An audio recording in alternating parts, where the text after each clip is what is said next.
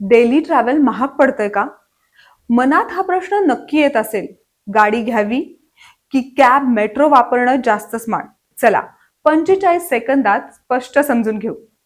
Car on करण्याचे फायदे: आराम, सोय आणि कधीही कुठेही जाण्याचं स्वातंत्र्य, फॅमिली ट्रिप्स आणि वैयक्तिक स्पेस. पण काही तोटेही आहेत. EMI, फ्युएल, इन्शुरन्स आणि मेंटेनन्स, महिन्याला मोठा खर्च. ट्रॅफिक आणि पार्किंगचा ताण, म्हणून कार सोयीची नक्कीच, पण खर्चिक. कॅब आणि मेट्रोचे फायदे: खर्च कमी आणि पार्किंगची चिंता नाही. ट्रॅव्हल टाइम प्रोडक्टिव्ह वापरता येतो. ट्रॅफिक आणि पोल्युशन कमी करण्यास मदत.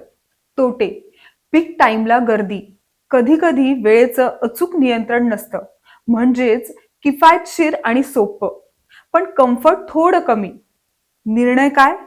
रोज ऑफिस ट्रॅव्हल 20 ते 25 किलोमीटर पेक्षा जास्त असेल, फॅमिली यूज जास्त असेल आणि स्वतःची गाडी तुमच्यासाठी सोयीची असेल, कार घेणं प्रॅक्टिकल.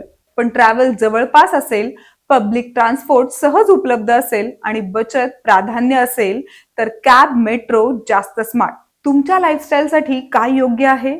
कार की कॅब मेट्रो? कमेंटमध्ये नक्की सांगा. आणि अशा स्मार्ट मनी डिसिजनसाठी अर्थक्रांतीला नक्की सबस्क्राईब करा.